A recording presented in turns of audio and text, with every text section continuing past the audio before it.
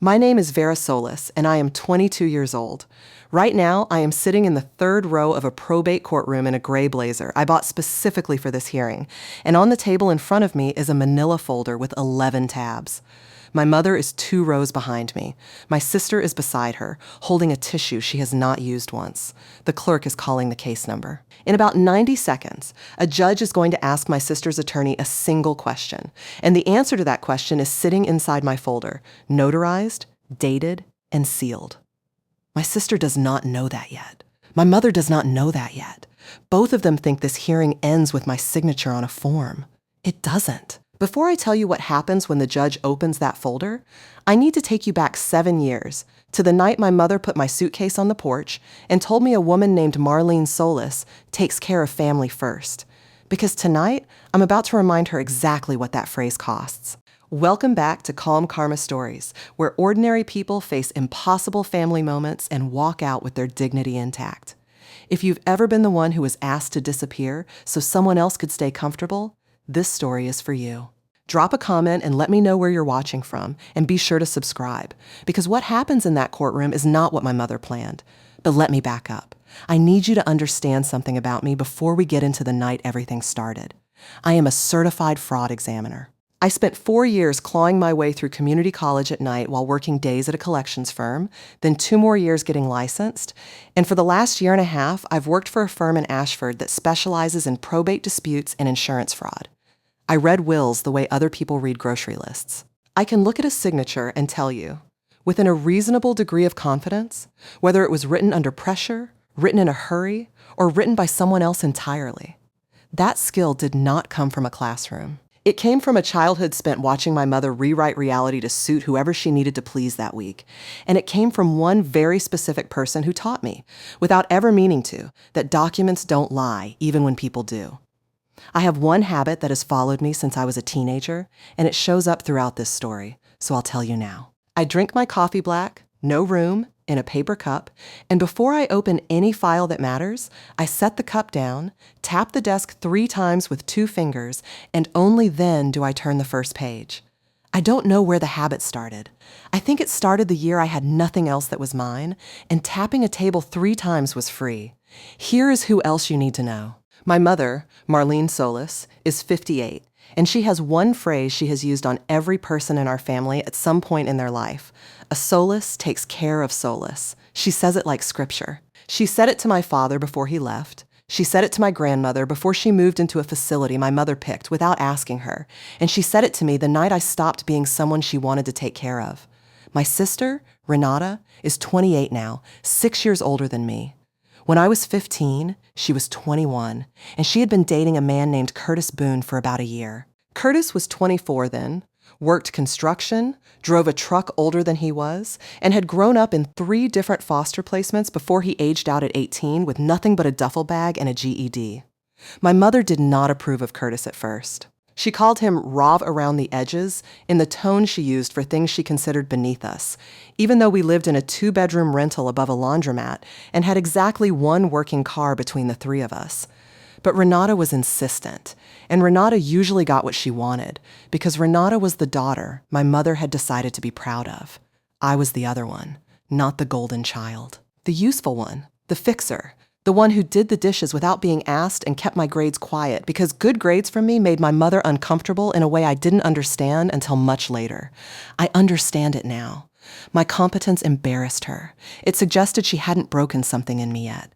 The apartment we lived in had 2 bedrooms. I shared one with Renata until she turned 20, and my mother decided Renata needed her own space to be an adult, so I got moved to the pull-out couch in the living room, and Renata got the room to herself. That was fine. I didn't love it, but it was fine. What was not fine happened the spring I turned 15. Curtis had been staying over more and more. Some nights he slept on our other couch, the one in the tiny den my mother called her sewing room, even though she didn't sew. Then Curtis lost his lease. His landlord sold the building he was renting a room in, and Renata asked my mother if he could move in just for a couple months, just until he's back on his feet. My mother said yes before Renata finished the sentence. There was a problem, though, which was that our apartment had 2 bedrooms and a den, and 4 people were about to be 5. My mother sat me down at the kitchen table on a Tuesday night in April. I remember it was a Tuesday because Tuesday was the night I did the grocery budget for her because I was better at math than she was and she'd stopped pretending otherwise. She had a cup of coffee in front of her that she wasn't drinking, and she said, "Vera, we need to talk about space." I thought she meant closet space. I want you to understand how little I suspected what was coming, because I had spent 3 years being the daughter who solved problems, and it had genuinely not occurred to me that I was about to become the problem. She told me that Renata and Curtis needed the second bedroom. She told me the den wasn't big enough for a bed and a desk both. She told me that her cousin Deb, 2 towns over, had generously offered to let me stay with her for a little while. Deb was a woman I had met 4 times in my life. My mother had not asked me if I wanted to live with Deb. She had already said yes on my behalf, the same way she'd said yes to Curtis moving in. I asked her what a little while meant. She said, "Until things settle down." Things never settled down. I want to save you the suspense. I never moved back into that apartment. 3 days later, on a Friday, my mother packed 1 suitcase of my things, not all of them, 1 suitcase, and drove me 40 minutes to Deb's place without much conversation in the car. When we pulled up, she carried the suitcase to the porch herself, set it down, hugged me in the stiff, quick way she hugged people she was trying to get away from, and said the sentence I have never forgotten. "A Solis takes care of Solis, Vera. This is me taking care of the family. You'll understand that when you're older." Then she got back in the car and drove away, and I stood on a stranger's porch at 15 years old with 1 suitcase, watching taillights. Here's the part that's hard to admit. For a long time, I told myself it wasn't as bad as it sounds. Deb wasn't cruel. She gave me a bed in her sewing room. Funny, I keep landing in other people's sewing rooms. And she fed me, and she signed the paperwork I needed for school. But she was not my mother, and she made it clear within the first month that this was a favor, not a home, and that I should be looking for my own arrangement as soon as I turned 18, if not sooner. My mother called twice that whole summer. Renata never called at all. I found out later that within 2 weeks of me leaving, Curtis had moved his things into what used to be my bedroom, and Renata had redecorated it, and my mother had bought new sheets for it, the kind she'd never once bought for me. I finished high school living with Deb, then with a family from my church youth group for 8 months when Deb's situation changed, then in a room I rented from an elderly widow named Mrs. Aline Okafor, starting the summer I turned 17. Mrs. Okafor ran a small diner 3 blocks from where I rented the room, and she gave me shifts on weekends for cash. And she is the reason I drink my coffee black with no room, because that's how she drank hers. And she taught me to make it that way behind her counter at 6 in the morning before school, and some habits are really just gratitude wearing a disguise. But I want to tell you about Curtis, because Curtis matters more to this story than anyone else, and it took me years to understand why.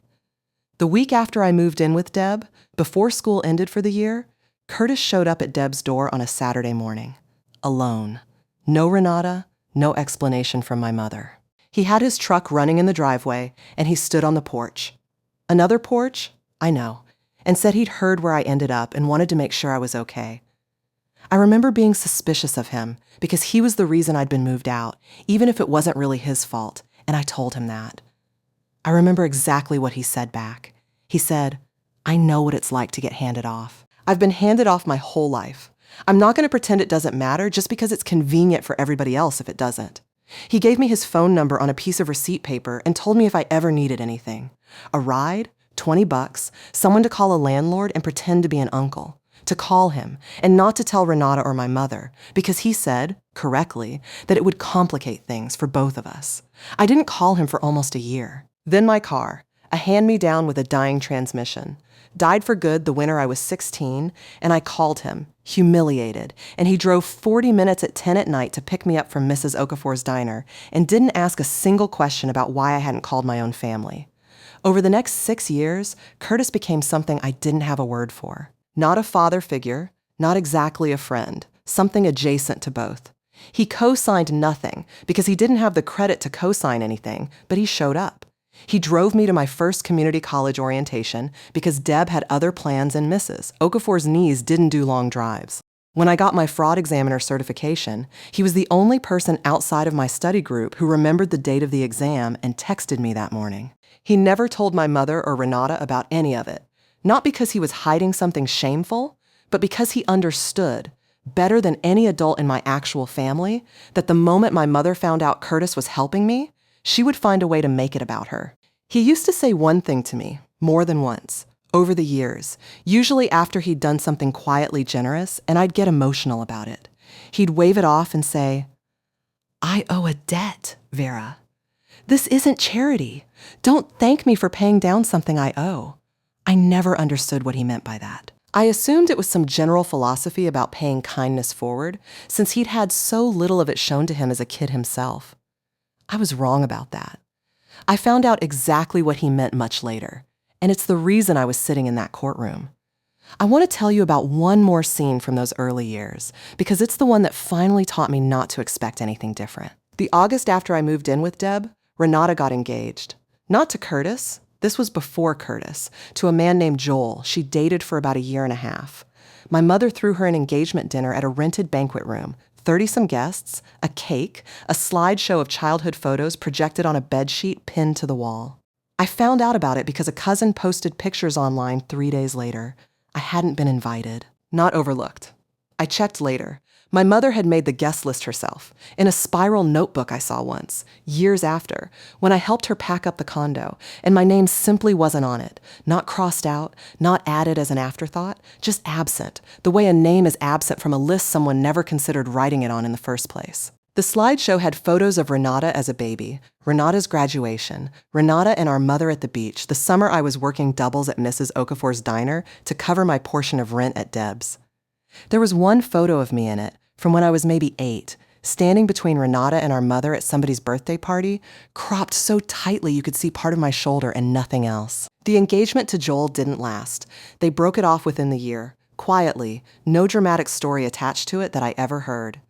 But the banquet room, the guest list, the cropped shoulder and a slideshow, those stayed with me longer than the specific broken engagement ever could have. It was the first time I understood, with real clarity instead of just a feeling, that my exile from that apartment hadn't been a temporary reshuffling of bedrooms.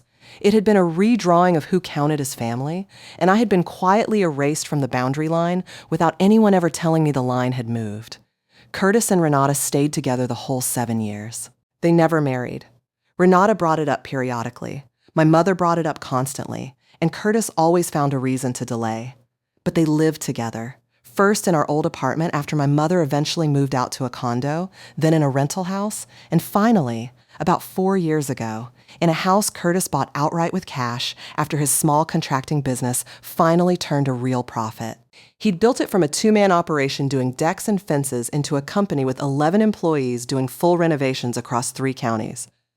My mother, who had once called him rough around the edges, started introducing him at church functions as my daughter's fiancé. He owns his own business, conveniently omitting the 7 years he'd spent being tolerated rather than welcomed.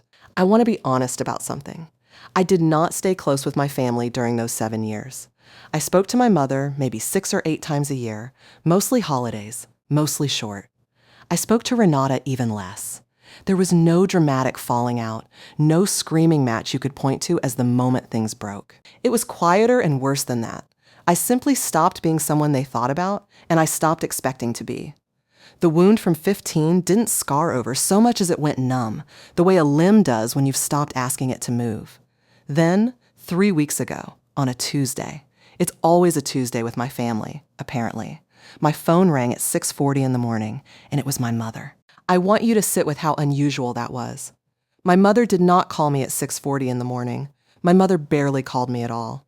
I answered, thinking someone had died, and in a way, I was right. She told me Curtis had passed away 2 days earlier. A heart attack, sudden, no warning, 43 years old, found by one of his crew when he didn't show up to a job site and didn't answer his phone. Renata had found out from the crew foreman, not from a hospital, not from anyone official, because Curtis had been alone at the house when it happened. I sat down on my kitchen floor. I want to be clear about what I felt, because it matters for what comes later. I felt genuine grief, immediate and physical, the kind that surprises you with how much room it takes up. Curtis had been, in his quiet, undersung way, one of the most stable people in my life since I was 15 years old. I cried on the phone with my mother, which I hadn't done in front of her since I was a teenager, and for about 90 seconds, I forgot that this was a woman who had put my suitcase on a porch and driven away. Then my mother said something that snapped me right back to who she actually was.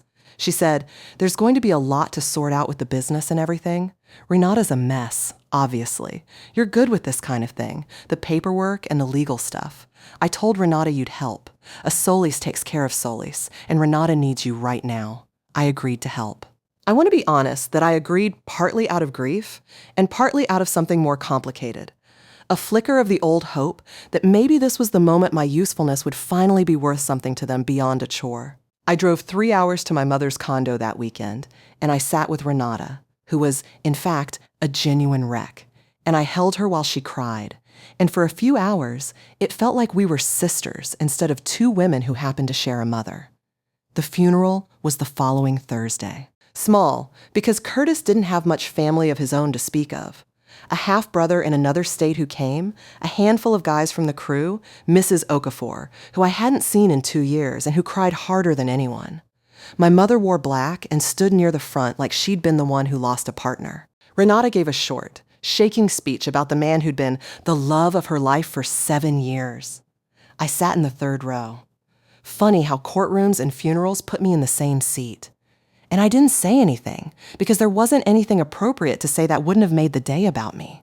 It was after the funeral, at the reception in my mother's condo, that things started to shift into something else entirely. There's a lawyer named Preston Feld who had handled Curtis's business contracts for years. Nothing glamorous, mostly incorporation paperwork and vendor disputes. And he approached me at the reception, quietly, near the drink table, and asked if he could speak with me privately for a few minutes. I assumed it was about some small business matter Curtis's crew needed handled. It was not. He told me that Curtis had updated his will 8 months earlier. He told me that he, Preston, was the executor. And he told me, in the careful, over-enunciated way lawyers deliver information they know is about to detonate a room, that Curtis had named me, not Renata, as the primary beneficiary of his estate. I want you to understand the scale of what that meant, because it's important for everything that follows. Curtis's estate included the house, fully paid off, worth around $310,000. It included his contracting business, valued at roughly $200,000 in equipment and accounts receivable, though the will directed that it be sold rather than operated, with proceeds going to the estate. And it included a life insurance policy, a policy he'd taken out when the business started turning real money 4 years earlier, with a death benefit of $330,000, naming me as sole beneficiary. All told, we were talking about roughly $840,000. Renata got the truck. That was it. The truck and a handwritten letter Preston said Curtis had left for her, sealed, that Preston hadn't read and wasn't going to. Preston had waited until the room thinned out to approach me, and even then he'd angled his body slightly away from the rest of the reception, the way people do when they've been trained for years to protect a piece of information until the right person is standing in front of them. He was maybe 60, silver-haired, the kind of lawyer who wore a wedding ring but no watch, and he asked if I'd eaten anything since the funeral started, which struck me as an odd first question until I understood, a few minutes later, why he'd asked it. He wanted to know if I was steady enough to hear something that was about to change my life, and he was decent enough to check before he said it. I did not know any of this. I want to be completely transparent with you the way I'd want anyone to be transparent with me. I had absolutely no idea Curtis had done this. I hadn't spoken to him about money in years beyond the occasional "you doing okay financially" text he'd send, the kind of thing he'd always done, the kind of thing I'd always assumed was just Curtis being Curtis. Preston handed me a copy of the will, along with a sealed envelope with my name on it in Curtis's handwriting. I did not open it there, in the middle of my mother's condo, with the reception still going in the next room. I put it in my bag, thanked Preston, and went home, and I read it alone at my kitchen table with a cup of black coffee, no room, tapping the table 3 times before I opened it, because some habits show up exactly when you need them to. I'm not going to read you every word of that letter, because it's mine, and some things a person keeps, but I'll tell you the part that mattered. Curtis wrote that he'd never forgotten the sight of me standing on Deb's porch with one suitcase at 15 years old, because he'd been standing on porches like that himself since he was younger than that, shuffled through 3 foster homes with nothing to his name but what fit in a bag. He wrote that he'd dated my sister because he loved her, genuinely, for a long time. But that somewhere in those 7 years, loving her had stopped meaning the same thing as respecting the family she came from, and that watching what my mother had done to me and watching me build an entire life out of nothing while everyone around me acted like I owed them for the privilege of being allowed to exist, had changed something in how he saw all of it. He wrote, "I told you once I owed a debt. This is me finally paying it. Renata is a good person who got raised by people who taught her the wrong things were normal. You didn't get raised. You raised yourself. I want the last thing I ever do to be proof that somebody saw that." I sat at that table for a long time. Here's the part where I need you to stay with me, because what happens next moved fast, and it moved fast on purpose. And the reason it moved fast is the whole engine of this story. Subscribe now if you haven't, because the next scene is where my mother stopped grieving and started calculating, and I need you to see exactly how quickly that turn happened. 2 days after the funeral, my mother called me again. Not at 6:40 in the morning this time, at 9 at night, which for my mother meant she'd had time to think, and possibly time to talk to Renata, and possibly time to talk to someone else entirely, which I would find out later. She didn't ask how I was doing. She didn't ask about the letter, which she clearly already knew existed, because Preston had been required to inform the immediate family of the will's basic contents once probate was filed. She said, "Vera, we need to talk about what's fair."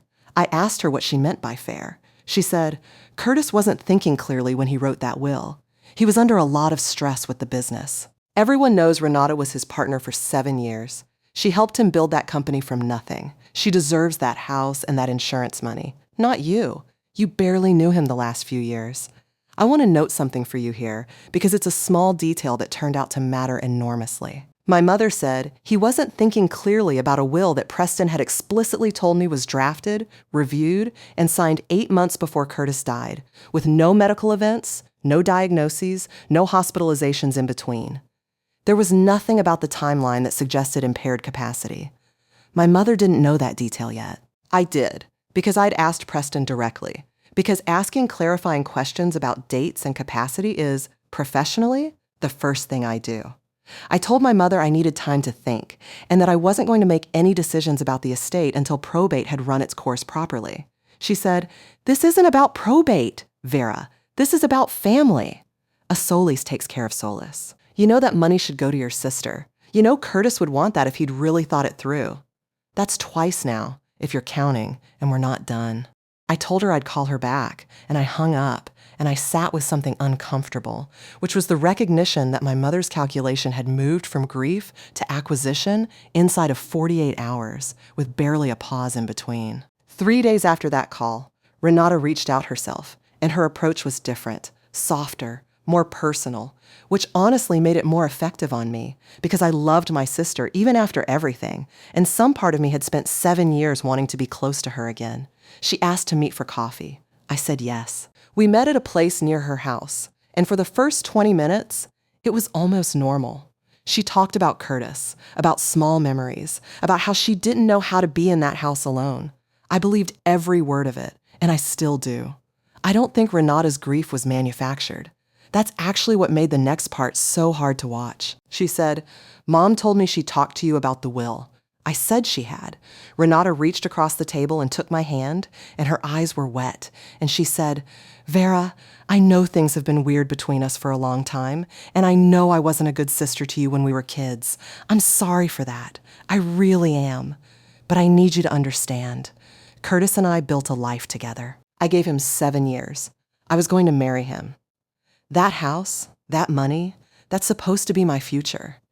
If you took it away from me right now, on top of losing him, I don't know what I'd do." I want you to notice something about that sentence, because I noticed it in real time, and it's the reason I didn't answer her right away. She didn't ask me for help. She didn't ask me to split it, or negotiate, or even really explain why Curtis might have made the choice he made. She told me, gently, with real tears, that the money was already hers, and that my continuing to hold it was the thing that would be doing the taking. I told her I loved her, and that I was still grieving too, and that I wasn't going to make any promises at a coffee shop about an $800,000 estate. She got quiet after that.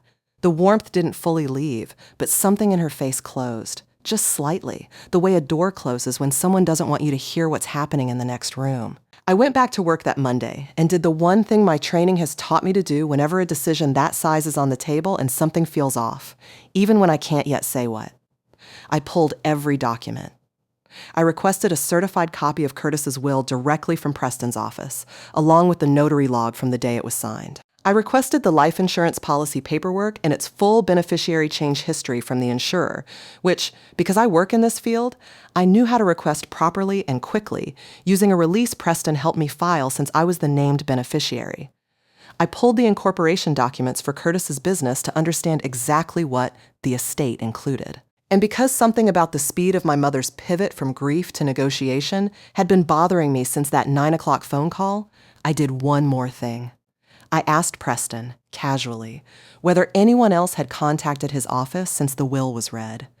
That question turned out to be the most important thing I did in this entire story. Preston told me that 4 days before the funeral, 4 days before, which meant only about a week and a half after Curtis died, and while my mother was still telling me on the phone that she was too devastated to think about logistics, his office had received a call from a man named Rick Delano, identifying himself as a family friend and legal consultant for the Solis family, asking detailed questions about the will's contents, the timeline for probate filing, and specifically whether a will could be contested on grounds of diminished capacity or undue influence, if the deceased had a documented history of stress, or if the primary beneficiary had a close personal relationship with the deceased outside of the family's knowledge.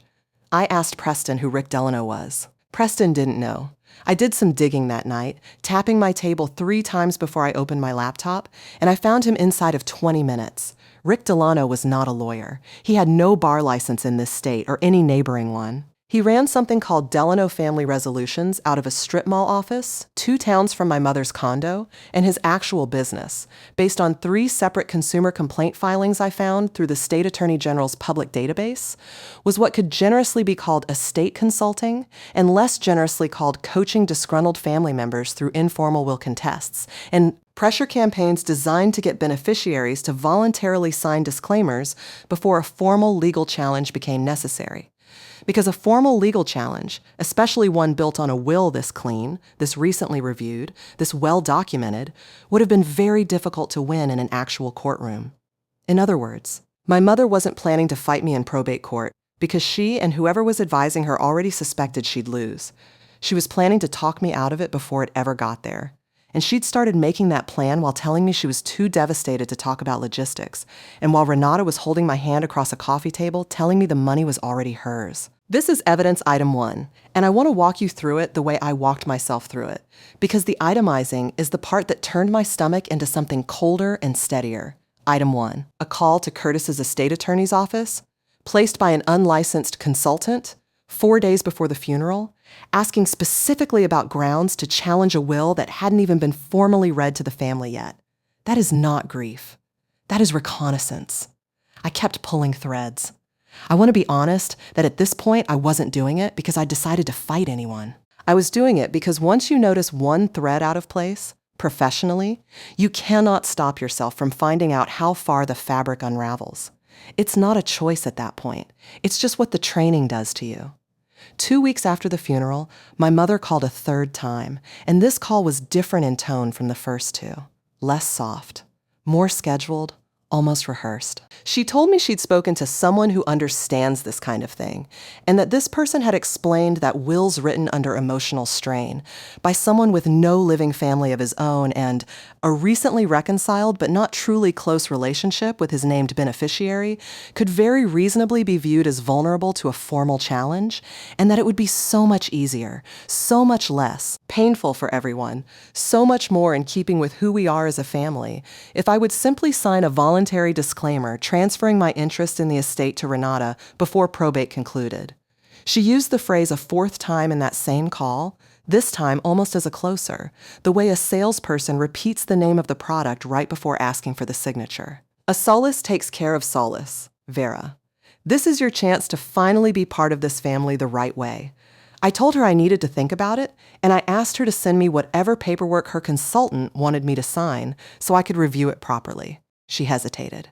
I could hear the hesitation, the small intake of breath people do when they're deciding whether to lie, and then she said Rick would email it to me directly. He did, that same night. It was a disclaimer and release form, professionally formatted enough to look legitimate to someone who didn't spend her days reading legal documents for a living, transferring my full interest in the estate to Renata voluntarily and without duress.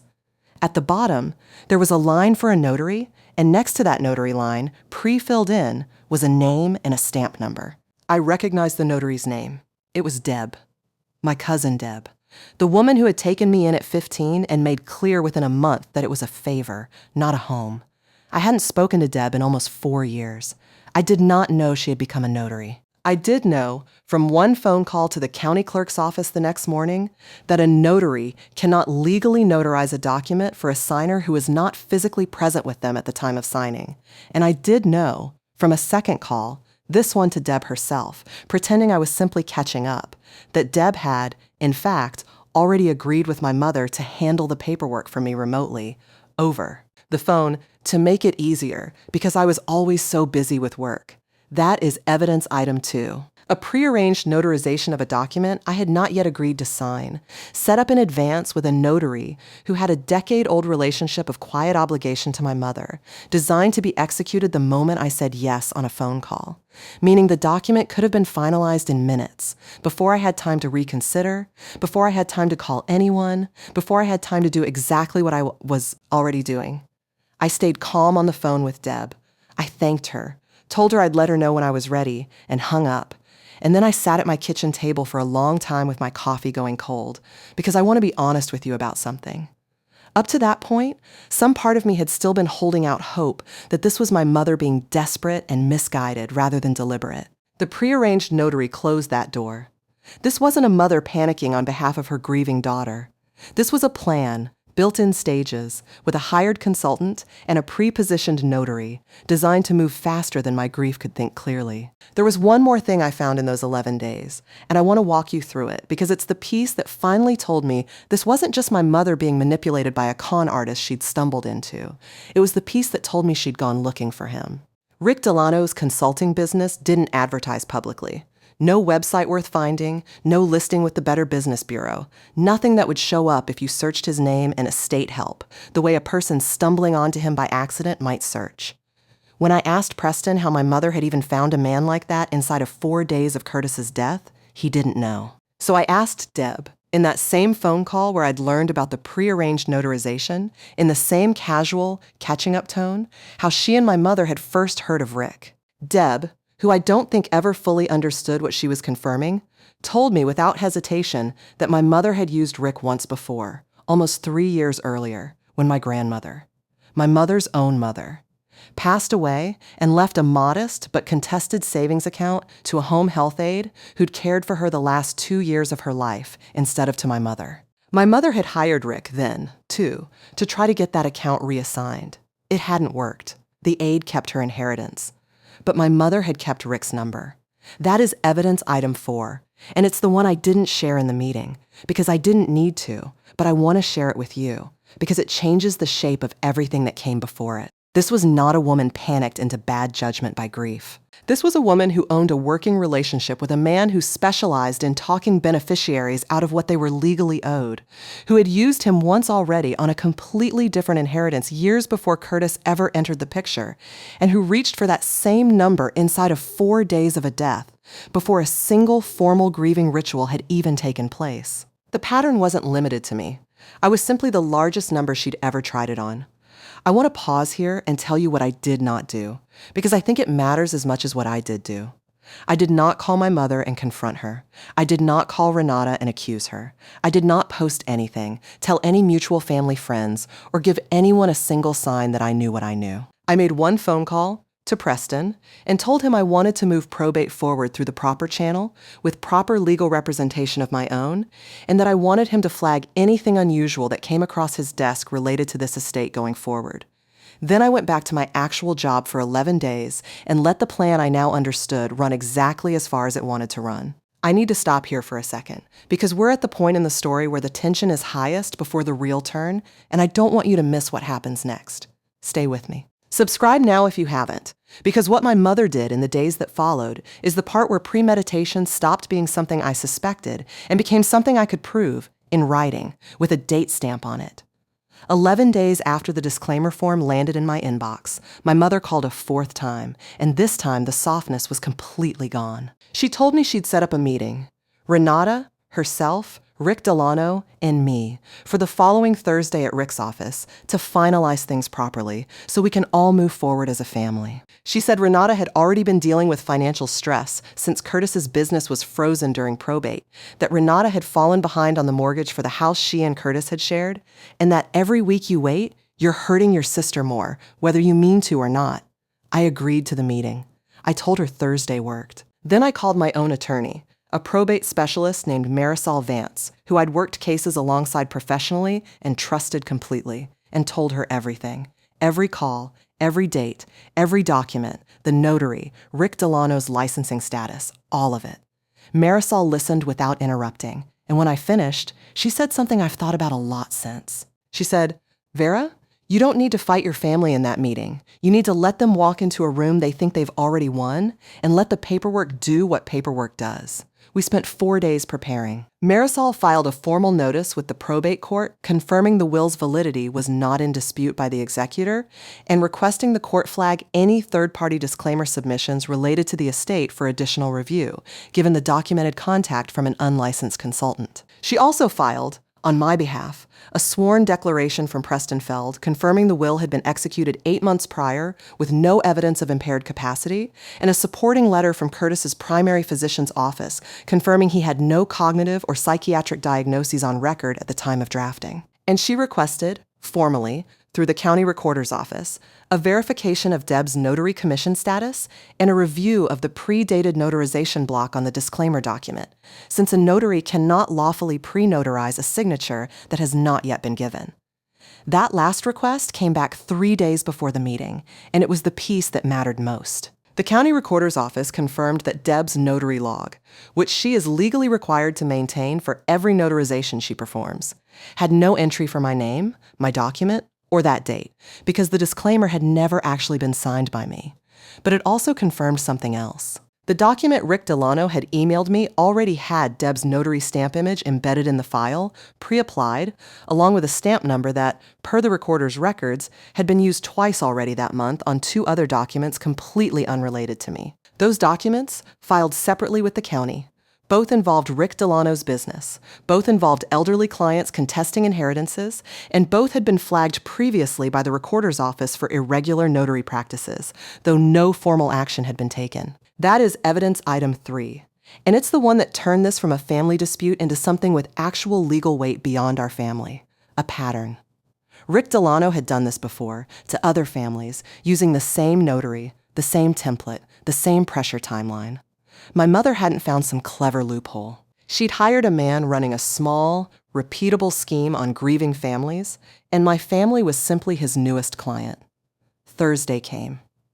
I want to walk you through that meeting slowly, because everything before it was preparation, and everything about it was execution, and the difference between those two things is the entire lesson of this story. Rick Delano's office was smaller than I expected, a single room above a tax preparation storefront with a folding table set up like a conference table and a whiteboard leaned against one wall that had clearly been wiped clean of something before we arrived. My mother sat on one side with Renata beside her. Rick sat at the head of the table with a folder in front of him that I recognized, from the edge of it, as containing the same disclaimer document that had already failed to hold up under 2 separate legal reviews. I walked in with Marisol beside me, which visibly threw my mother off. She hadn't expected me to bring a lawyer, because she hadn't expected me to know there was anything to bring a lawyer for. My mother recovered quickly, though. She always does. She smiled, thanked me for coming, told me how glad she was we could handle this like a family instead of letting lawyers make it ugly, and gestured to the folder in front of Rick like it was a gift she was offering rather than a trap she'd been building for 3 weeks. Rick slid the disclaimer across the table toward me and said, in the practiced, gentle voice of a man who has talked a lot of grieving people into things, that all we needed to finalize the transfer to Renata was my signature, and that Deb could notarize it right over the phone, like we discussed, so that everyone could put this behind them today. I did not raise my voice. I want you to understand that nothing about what happened next involved me raising my voice, because that has never been how I fight, and it wasn't going to start in a folding chair office above a tax prep storefront. I set my coffee cup down on the folding table. I tapped it 3 times with 2 fingers, the way I always do, and I opened the folder Marisol had prepared, and I said, "Before I sign anything, I have a few questions, and I'd like them answered on the record, since Rick's office does telephone recordings for client consultations. Isn't that right, Rick?" Rick's expression changed in a way that told me everything I needed to know about whether he'd been recording our earlier calls hoping to use them against me later, which, it turned out, he had. I asked him to confirm, for my mother's benefit, his license number as an attorney in this state.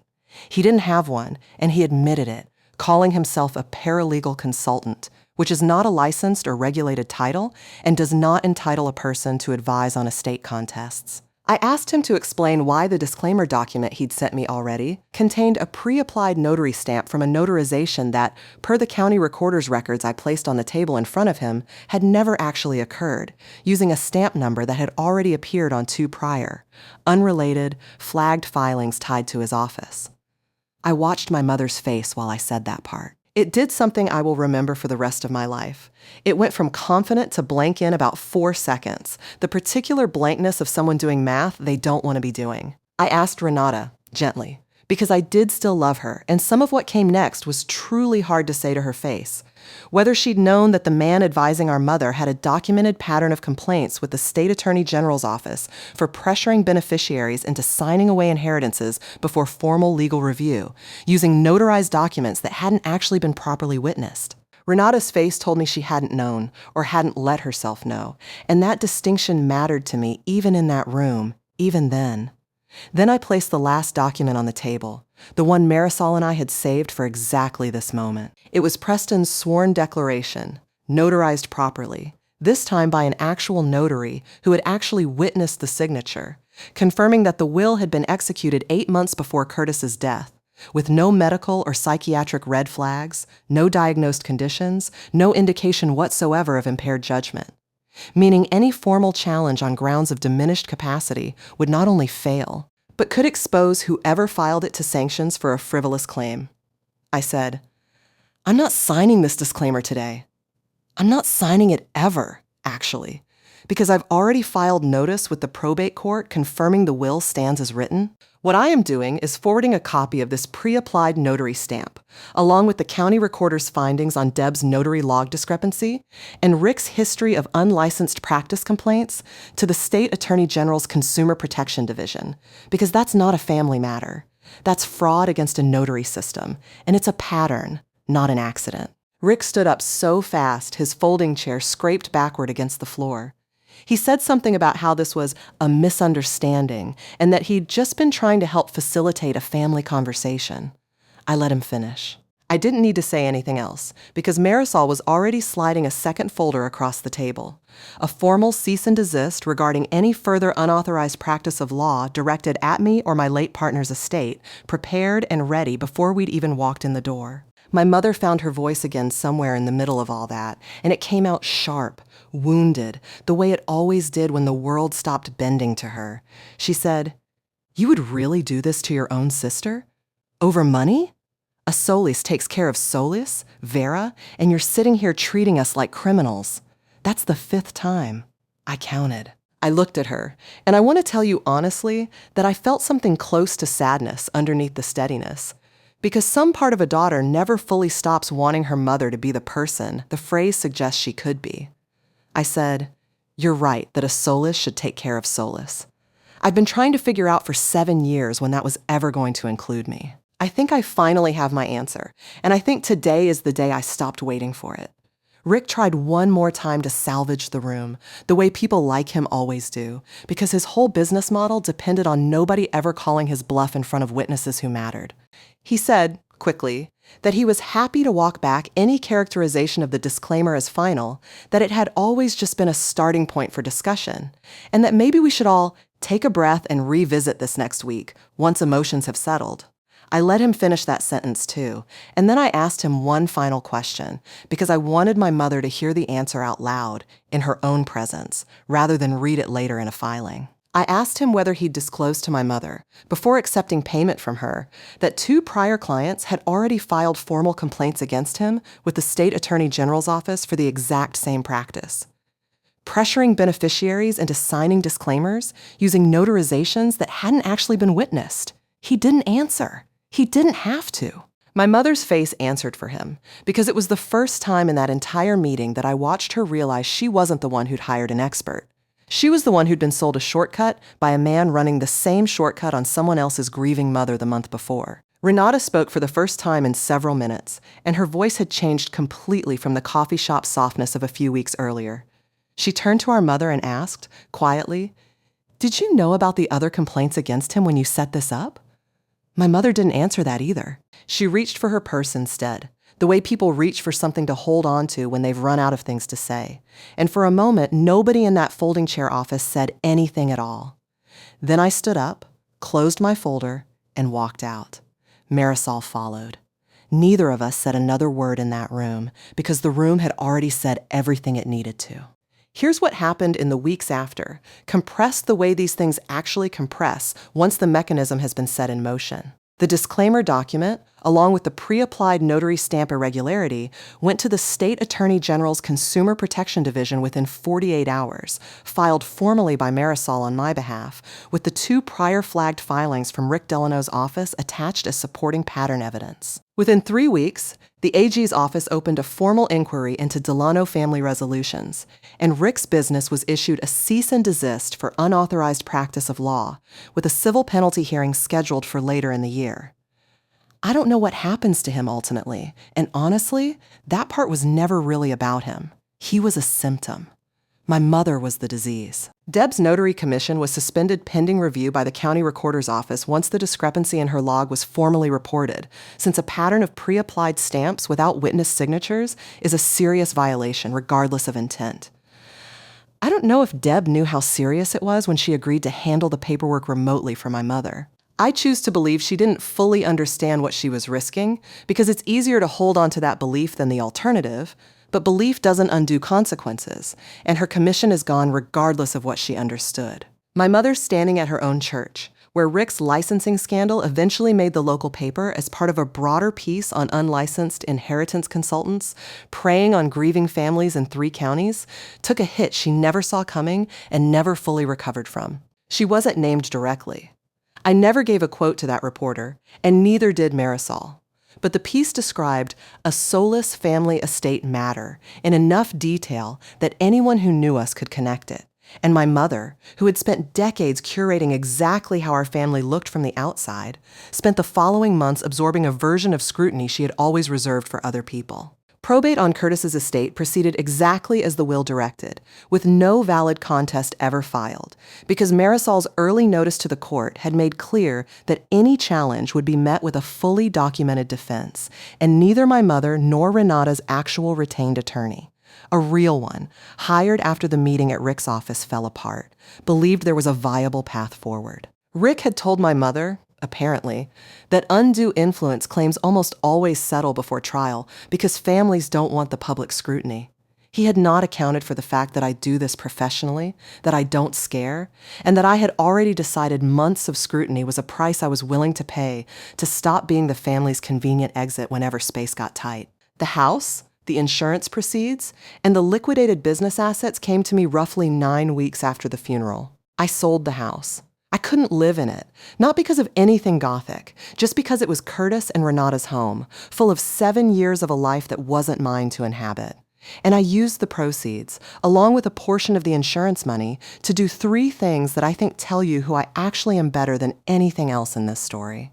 I paid off Renata's mortgage on the smaller house she moved into after the estate settled, anonymously through Marisol, with no note attached, because I wanted her to have stability without owing me gratitude for it, and because whatever my mother had turned this into, Curtis had genuinely loved my sister for 7 years, and I didn't think his estate should leave her with nothing but a truck and a lesson. I set up a scholarship fund through Mrs. Okafor's Diner, still open, still hers, for kids aging out of foster care or unstable housing situations who need help with their first semester of community college, because that's the gap that almost broke me at 17.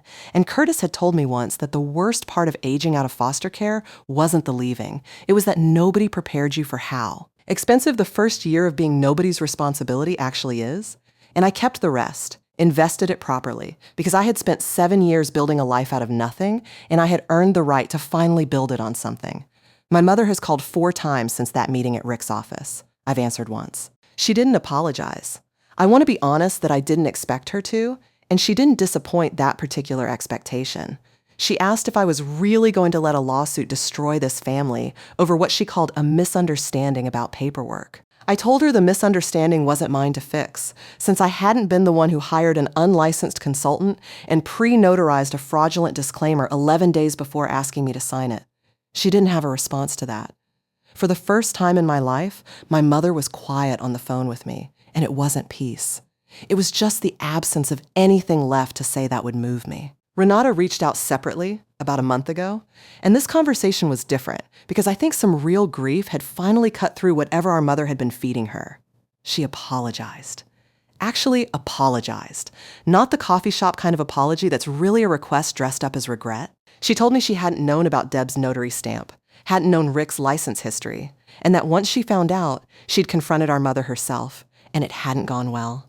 She told me she was in therapy, working through some things about how we were raised that she said she'd never let herself look at directly until watching what our mother was willing to do in front of her. She didn't ask for anything. She just wanted me to know she was sorry, and that she understood if that wasn't enough, and that she wasn't going to push me for more than I was ready to give.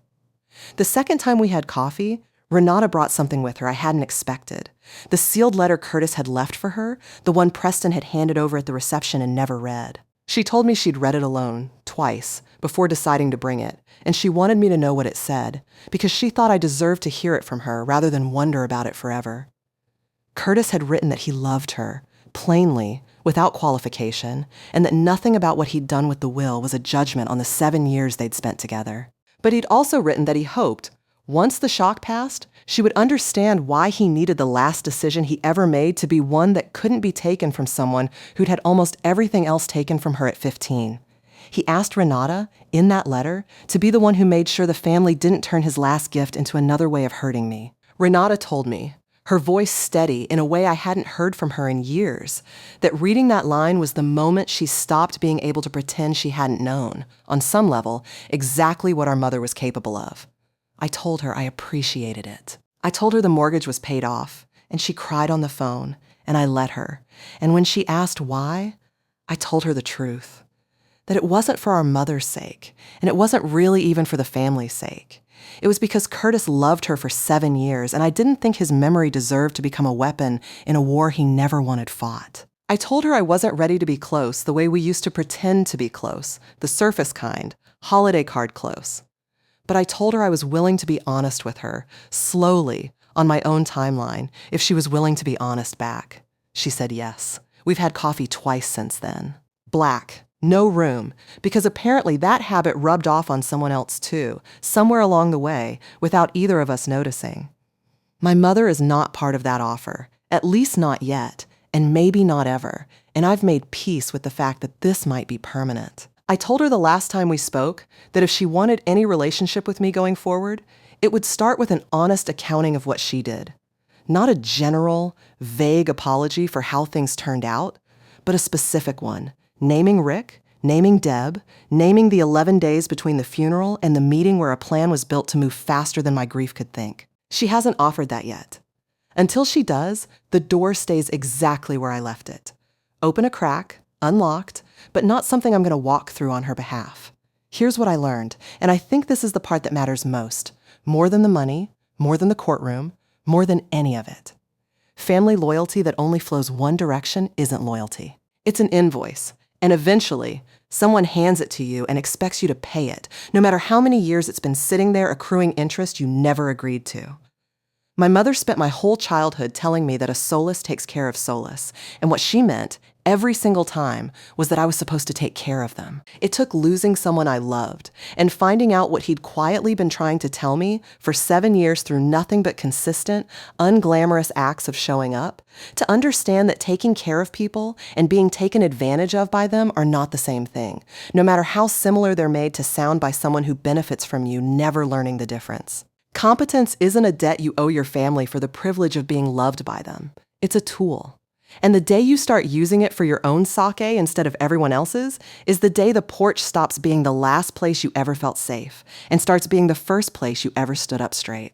I think about the porch a lot, still. Not the one at Deb's house, though I think about that one too. The one from the courtroom morning I opened this story with. The third row, the manila folder, my mother 2 rows back, holding a version of composure she'd borrowed for the occasion. I keep coming back to how much smaller that room felt than the porch had felt at 15. At 15, a suitcase and a closing car door had felt like the entire world rearranging itself around my absence. In that courtroom, 7 years and 1 folder later, I understood that the world hadn't rearranged around me at all. I had simply, finally, stopped waiting for a family that measured love in available square footage to notice I'd grown into someone they could no longer move around without consequence. I don't know if my mother will ever say the specific things I asked her to say. Some days I think she will, eventually, out of loneliness more than conscience. Other days, I think the version of her that could say them died a long time before Curtis did, somewhere between a Tuesday kitchen table and a porch in April. Either way, I've stopped organizing my life around the answer. That, more than the money, more than the courtroom, more than watching Rick Delano's chair scrape backward against a cheap linoleum floor, is the actual inheritance I walked away with, not $840,000. The ability to sit across from the people who raised me and know, calmly, without needing them to agree, exactly what happened and exactly what I am owed and exactly what I am no longer willing to give away for free. If this story meant something to you, if you've ever been the one expected to disappear quietly so someone else could stay comfortable, tell me about it in the comments. I read every single one. Share this with someone who needs to hear that competence and calm can be the loudest thing in the room when it matters most. And subscribe, because there are more stories where a quiet, procedural kind of justice wins out over every ounce of noise a family can throw at it. I'll see you in the next one.